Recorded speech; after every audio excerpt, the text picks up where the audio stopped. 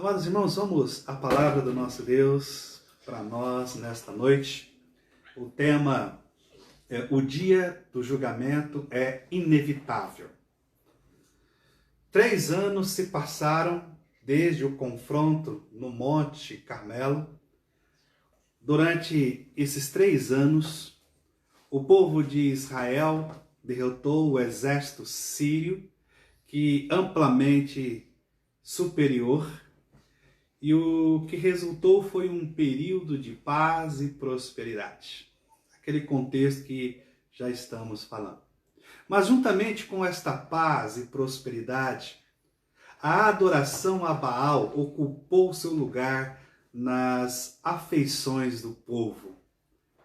Apesar do massacre dos profetas de Baal lá no topo do Monte Carmelo, Deus usando Elias como seu instrumento, ainda é verdade que Acabe continuou sendo rei. E ainda é verdade que Jezabel era sua esposa. E enquanto Acabe fosse rei de Israel, Jezebel fosse sua esposa, o culto a Baal continuaria a dominar a nação. E foi o que aconteceu. Mas agora, então daremos um salto para 3 anos depois. Voltemos à vida de Acabe, rei de Israel. Ele foi o pior rei da história da nação de Israel. Acabe não foi apenas o pior rei, ele era casado com Jezabel, que é ainda pior do que ele. No primeiro livro dos Reis, capítulo 21, verso 25, nos diz que Jezabel incitou Acabe a fazer o que era mal aos olhos do Senhor. Nesta lição, vamos ler sobre esses 2 em grande ato de maldade. Veremos que o egoísmo deles os levou a cometerem uma grande maldade. Acabe está em seu palácio de verão, em um lugar chamado Jezreel, e este palácio era lindo, e ele está neste palácio para descansar. Num belo dia, Acabe sai para fazer a sua caminhada, o seu Cooper, observando a natureza, os pássaros a cantar, pensando, meditando. De repente ele avista ao lado do palácio de verão, uma vinha maravilhosa, bonita, fantástica. Uma vinha de um homem chamado Nabote. Quando ele colocou os olhos naquele vinhedo, seus olhos pularam para fora, desejando aquela vinha. Amados, vejamos então esta história. Os principais personagens desta história. A história que eu vou contar a vocês tem 4 personagens principais. Apresento a você primeiro Nabote. Nabote, um homem bom e piedoso. Um homem que adorava o Senhor Yahvé e seguia a lei do seu Deus. Ele era um dos 7.000, lembra? Ele era um daqueles 7.000 que não havia dobrado o joelho para Baal. Nabote tinha uma vinha ao lado do palácio de verão do rei ímpio Acabe. Podemos supor que até este dia nunca houve nenhum problema entre Nabote e Acabe. Até onde sabemos, Acabe não prestou atenção a Nabote. E Nabote também fez de tudo que precisava para ficar fora do caminho daquele rei maldoso. Mas um dia, Acabe, pela sua caminhada, viu a vinha de Nabote e decidiu que ele a queria. E essa cobiça piora as coisas. Em um movimento, em uma cadeia desastrosa de eventos. O segundo personagem é Acabe, rei Acabe. Sobre ele precisamos apenas dizer o que já dissemos, que nenhum rei foi mais perverso, que nenhum rei mais perverso se sentou no trono de Israel. A Bíblia relata que ele implantou o culto de Baal dentro dos muros de Israel. Ele é o rei, embora eu acho também justo dizer que sua vida, sua mente, foram controladas pelo terceiro personagem desta história. Quem é o terceiro personagem? Jezabel. Jezabel incitou Acabe ao mal. Ela não era judia. Ela era uma mulher pagã que pertencia a uma longa fila de pessoas fiéis, adoradoras a Baal. Quem se casou com Acabe foi ela. E ela assim trouxe juntamente consigo a sua religião perversa para Israel. Então, Acabe e Jezebel, se você tivesse que dizer quem era pior, diria que ele era fraco e ela era forte. Acabe foi influenciado e ela já estava sempre pronta para empurrar o marido na direção errada. Então temos Nabote, o dono da vinha, um homem piedoso, trabalhador. Temos Acabe, o rei, e Jezabel, sua esposa. Bom, o quarto personagem. Temos o homem da montanha de Deus, Elias. Desde sua grande vitória no Monte Carmelo e a sua humilhante fuga e a sua descida à caverna no Monte Horebe, não ouvimos mais falar de Elias. Para ser sincero, não sabemos o que ele fez por 3 anos. Mas, em breve, ele vai retornar ao palco público. Vejamos o desdobramento da história. A história começa naquele dia, quando o rei Acabe olha para a vinha de Nabote e diz para si mesmo: eu sou o rei de Israel, preciso desta vinha, quero para mim. E então Acabe foi a Nabote e disse: como a sua videira fica tão próxima do meu palácio, quero comprá-la para fazer uma horta. Em troca, darei a você uma videira melhor, ou se preferir, pagarei o valor em dinheiro. Agora vamos fazer uma pausa aqui e eu vou dizer uma coisa. O rei Acabe estava dentro dos seus direitos para fazer isto. Ele poderia fazer isso. Ele não pecou fazendo esse tipo de oferta, porque isso era uma coisa perfeitamente legítima para um rei fazer. Ele era o rei. No entanto, ele não contou com o fato de que Nabote era um homem de Deus que seguia a lei de Deus. Aqui está a resposta simples ao rei. Nabote diz: Senhor, o Senhor me proíbe de dar esta terra, que é a herança dos meus pais. Que respeitava a palavra do Senhor. Ele recusou a vender a vinha, porque lá no livro de Números, capítulo 36, versículo 7, dizia que se uma família recebesse um lote de terra, ele seria entregue de pai para filho, de geração em geração. Não era para ser vendido.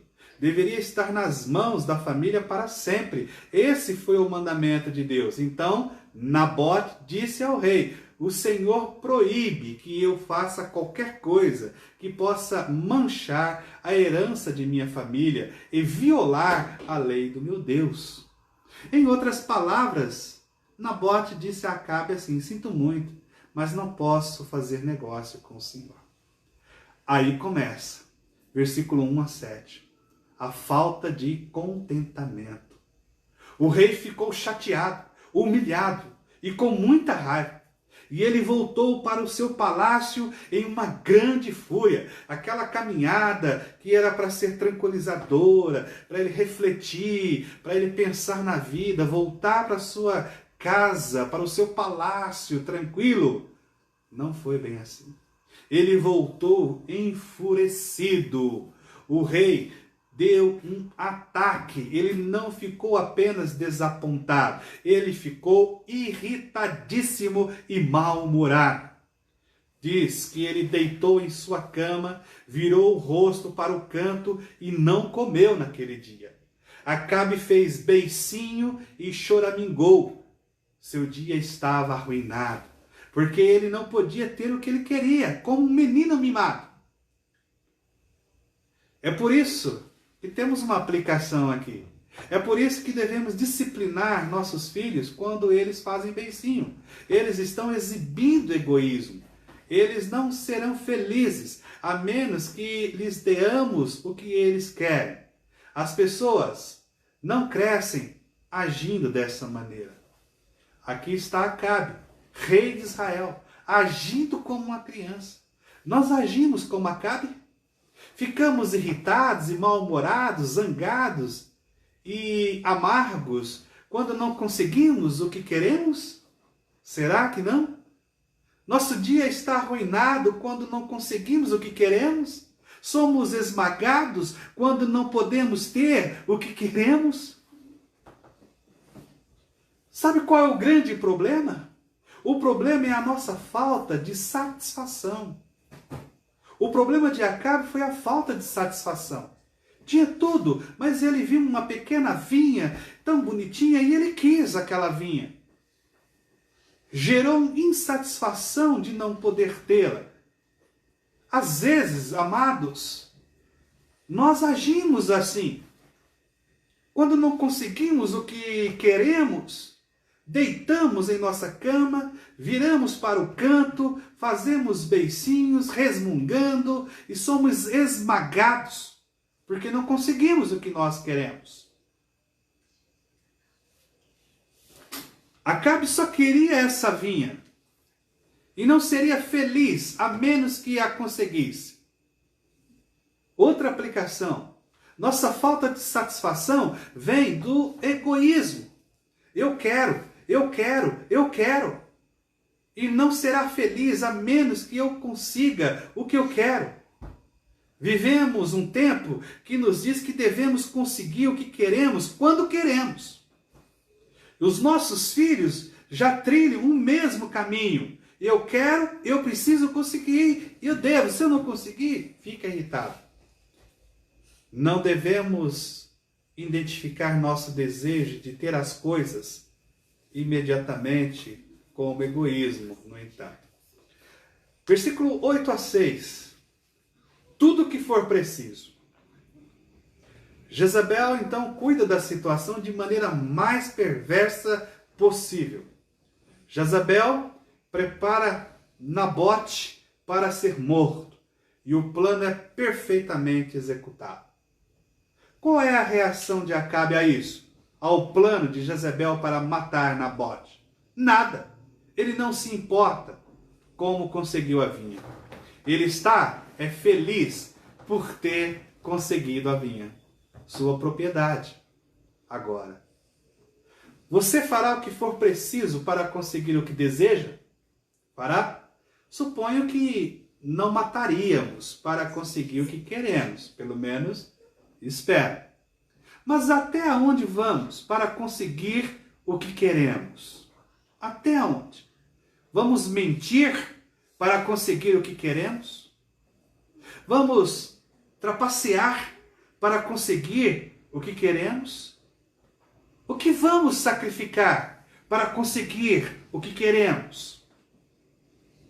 Às vezes, quando estamos fixos numa coisa, estamos dispostos a pagar preço para conseguir. E vamos sacrificar muita coisa para conseguir tais coisas. Podemos sacrificar tempo com a nossa família para acumular mais riquezas. E fazemos essas coisas sobre o pretexto de tudo, menos o que realmente é. Afirmamos que temos que cuidar da nossa família. Justificamos porque temos que manter o nosso emprego. A verdadeira razão é o egoísmo. Queremos conseguir o que queremos e não nos importamos com quem se machuca no processo. Nós apenas queremos essas coisas. A injustiça deste texto é esmagadora e ficamos zangados ao ler sobre os eventos tão terríveis. Somos tão injustos quando nos colocamos à frente das outras pessoas.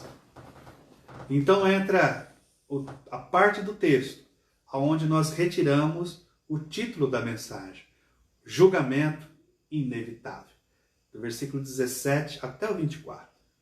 Agora parece que o rei Acabe e a sua esposa, depois de planejar matar ou assassinar Nabote, conseguir a vinha, matar os descendentes de Nabote para não tomar posse da vinha no futuro, parece que tudo terminou em pizza.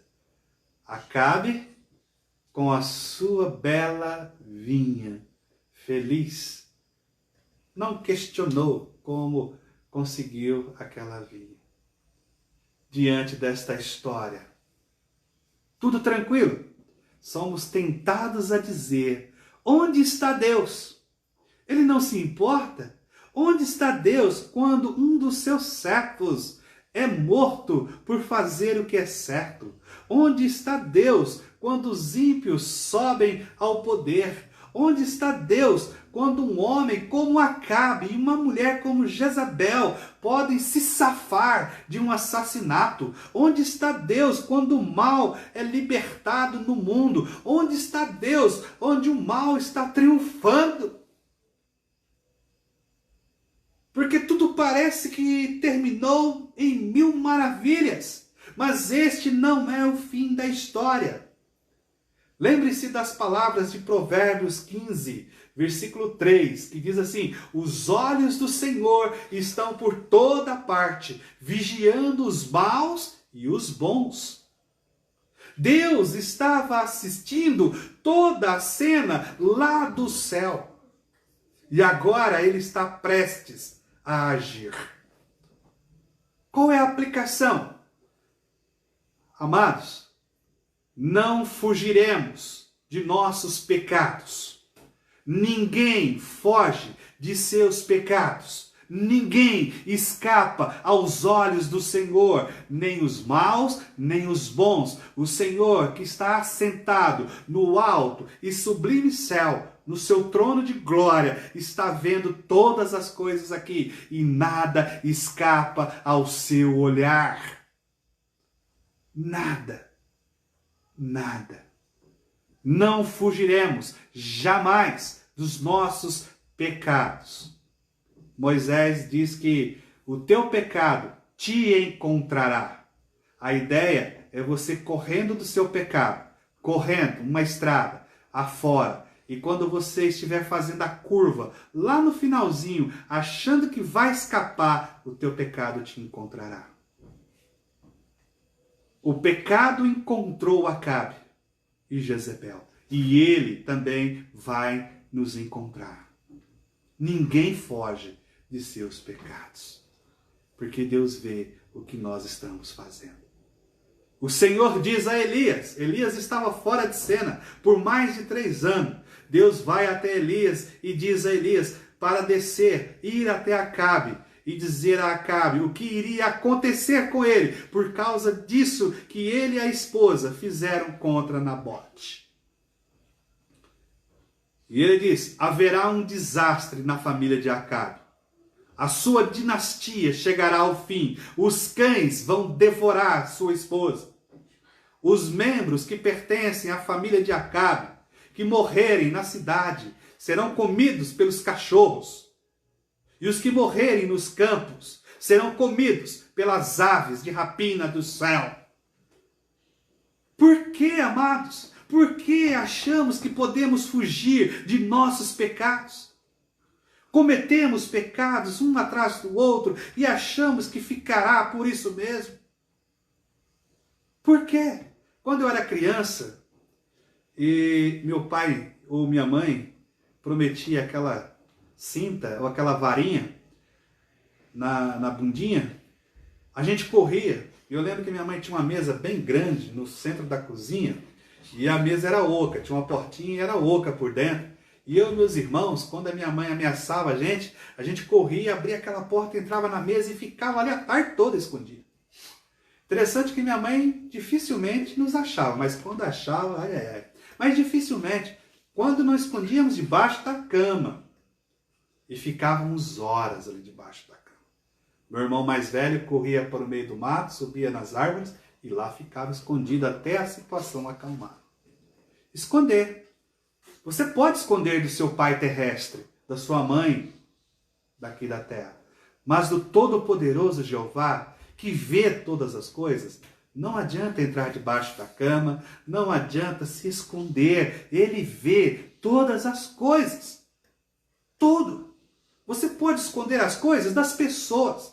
Você pode esconder seu pecado da sua esposa, do seu esposo, dos seus filhos ou dos seus pais, dos seus parentes, dos seus amigos. Você pode esconder seus pecados das pessoas, mas de Deus, não. Não tem como.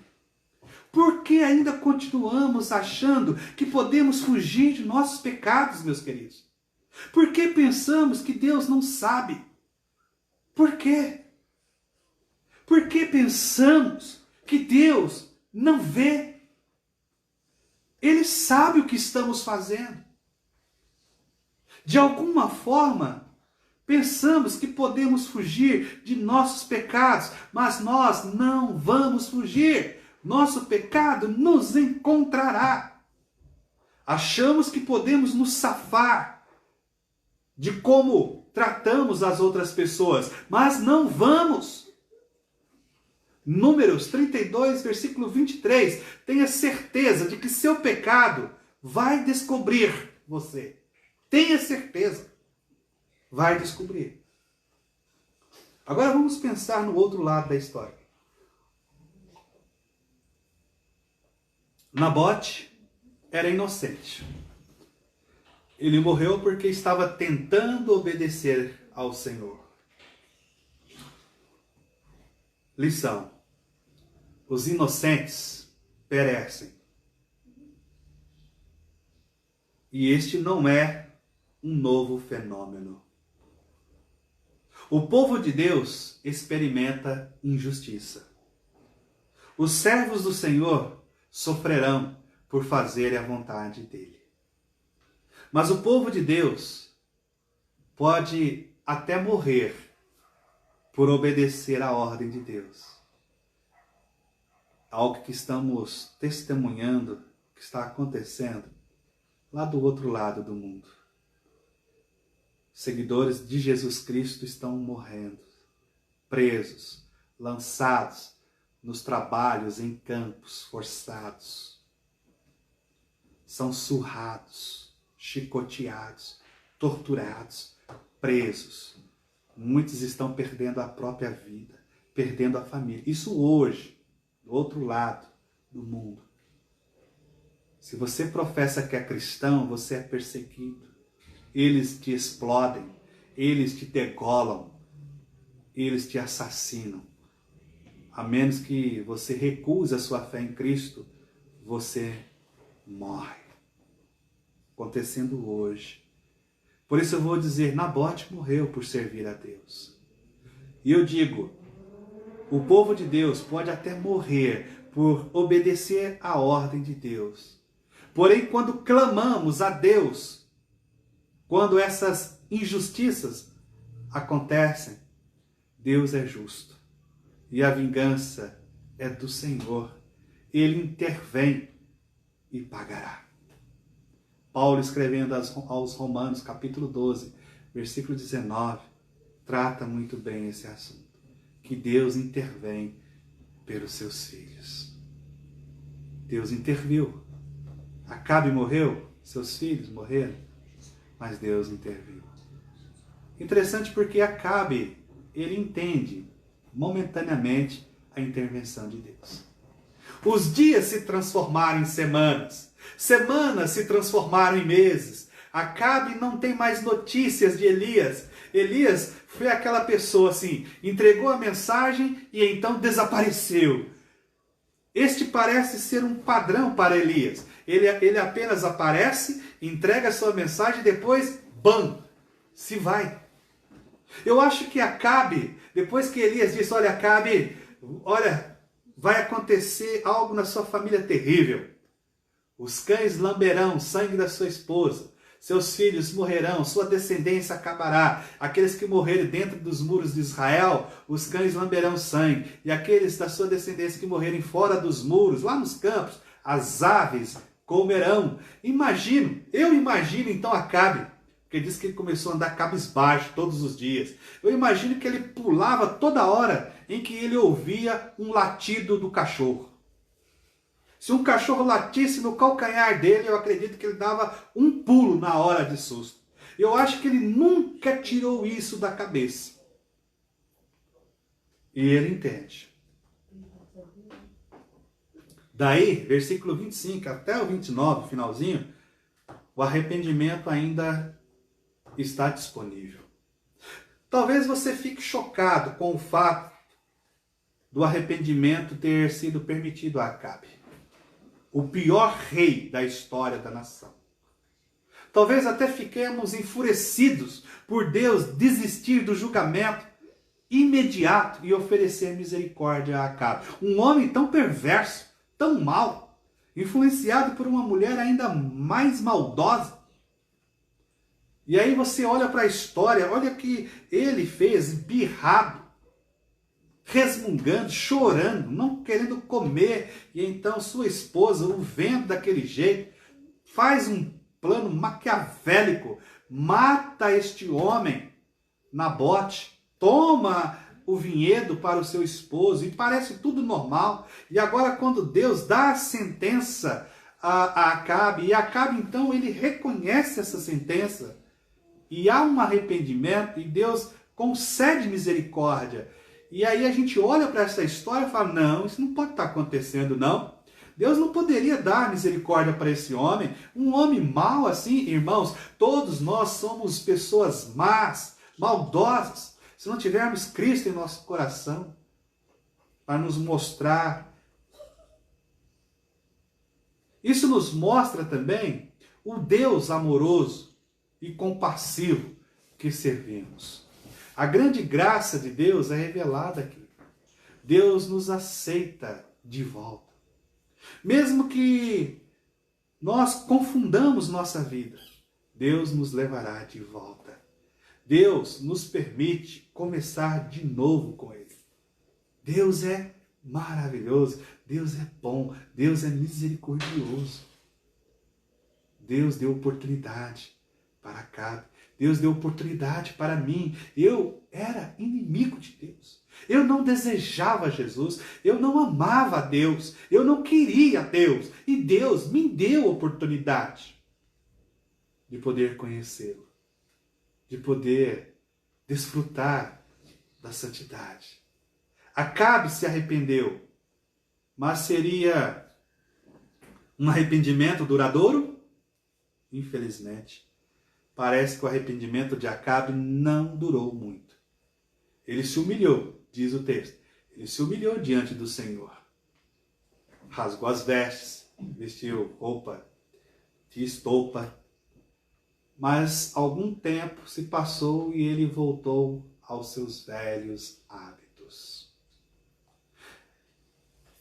Uma outra aplicação temos nesse texto é que é muito triste ver pessoas, aquelas pessoas cuja a chama em seu coração se acendeu por um momento, aquelas pessoas que sentiram arder no coração o chamado de Cristo, foram à frente, declararam a fé em Cristo Jesus, dizendo, sou servo de Jesus, sou uma pessoa agora seguidora de Cristo. Aí depois ela participa de todas as atividades da comunidade cristã, servindo a Cristo, chega a ser líder até mesmo, pessoas que estão à frente, aconselhando, dando às outras pessoas jornadas para seguirem as pegadas de Cristo, pessoas envolvidas, pessoas com chamas no coração, ardente por fazer a obra do Senhor, mas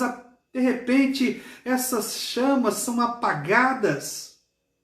E aí elas voltam para o modo antigo de vida. Isso é triste, mas muitas pessoas têm vivido assim. Muitas. É muito triste ver pessoas cuja chama em seu coração se acendem por apenas um momento. Como sofremos com isso, nós que tomamos conta do coração das ovelhas de Cristo Jesus, quando nos deparamos com irmãos que se esfriam na caminhada rumo a Cristo Jesus, voltando aos seus modelos antigos de vida. Como é triste! Como isso rasga o nosso coração, dilacera a nossa alma. Você teve graça, compaixão e vitória, mas é rapidamente trocada pelos caminhos vazios deste mundo. Foi isso que aconteceu com Acabe. Ele se arrependeu de tudo que ele fez, mas não demorou muito tempo, voltou aos velhos hábitos. É triste. E muitas pessoas fazem isso. Muitas. Deus então decreta um desastre sobre Acabe, quando ele volta aos seus velhos hábitos. Cuidado, você que professou Cristo um dia, jurou fidelidade a Jesus um dia, e agora está voltando aos velhos hábitos. Não é praga, não é profecia, é a palavra de Deus. É o que aconteceu com Acabe. Ele voltou aos velhos hábitos e um desastre desabou sobre a casa dele. Por quê? Deus perdoa? Perdoa. Mas as consequências virão. Virão. É como você pegar um prego e enfiar no madeiro, dar umas marteladas. Depois você vai, tira aquele prego do madeiro. O buraquinho vai ficar lá. Consequências. Acabe tinha piedade em suas mãos, mas ele jogou fora. Não aproveitou a oportunidade do livramento, do arrependimento. Hoje é dia de arrependimento para você. Hoje é o dia de você olhar para Jesus, entregar o seu coração, se arrepender, como diz o salmista, rasgar a sua alma diante de Deus em arrependimento, contrição e voltar para os braços do Senhor. Não perca essa oportunidade. Não perca. Porque Deus está vendo. Não adianta você querer esconder de Deus. Você pode esconder das pessoas, mas de Deus não. Não jogue fora a oportunidade que Deus está dando, que Deus está colocando na sua vida. Acabe e jogou fora. Ele devolveu o presente gratuito da graça de Deus. Foi isso que Acabe fez. Talvez nesta noite você esteja fazendo a mesma coisa. Deus está colocando um presente da graça gratuito nas tuas mãos, mas você está devolvendo para Deus. E o que acontece? A ira, o julgamento poderiam ter sido evitados. Poderiam. Mas Acabe escolheu seus próprios prazeres. Ele voltou ao seu modo de vida egoísta. Não siga jamais, meu querido, os passos de Acabe. Esta é a aplicação para nós nesta noite. Não siga os passos de Acabe. Não siga. Não jogue fora o melhor presente que você pode receber. A graça gratuita. A oportunidade de arrependimento, de se acertar com Deus. Você pode evitar a ira e o julgamento que lhes são devidos.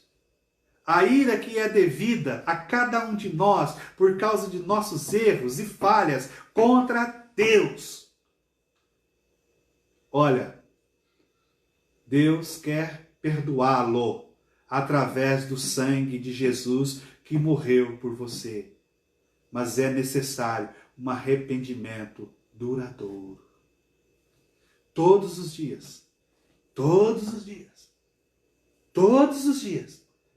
devemos nos dedicar a Deus por causa do seu amor e compaixão para conosco. Todos os dias. Todos os dias é um dia de arrependimento. Todos os dias É um dia de afastamento da vida egoísta. Todos os dias é um dia de vida piedosa. Todos os dias. Vamos aprender com Acabe? Não, não vamos. Vamos pegar o lado da outra história. Vamos aproveitar a oportunidade. Acabe não aproveitou. Hoje é o dia que Deus está oferecendo a você a graça gratuita do arrependimento. Não perca esta oportunidade, meu querido. Não perca. Não perca. Naquele dia, o dia do Senhor, o dia do julgamento, quando Cristo se manifestar entre os céus e relâmpagos saindo do Oriente, se colocando no Ocidente, trovões para todos os lados, e o Senhor Jesus Cristo convocar você e dizer o teu nome em alta voz, você não terá justificativas. Porque nesta noite, neste momento, você que está nos assistindo, você ouviu a palavra do nosso Deus e Deus está colocando diante de você, nas suas mãos, uma mensagem que Ele é um Deus de misericórdia e Ele está colocando nas tuas mãos a oportunidade de arrependimento, de se voltar para Deus e de viver da maneira que o agrada. Para nossa conclusão, o nosso egoísmo devasta a nossa própria vida. As vidas daqueles que estão próximos de nós também. O egoísmo devasta, destrói.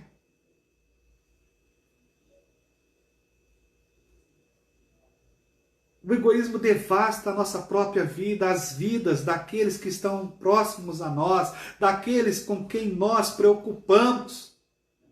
E devasta Deus. Amados,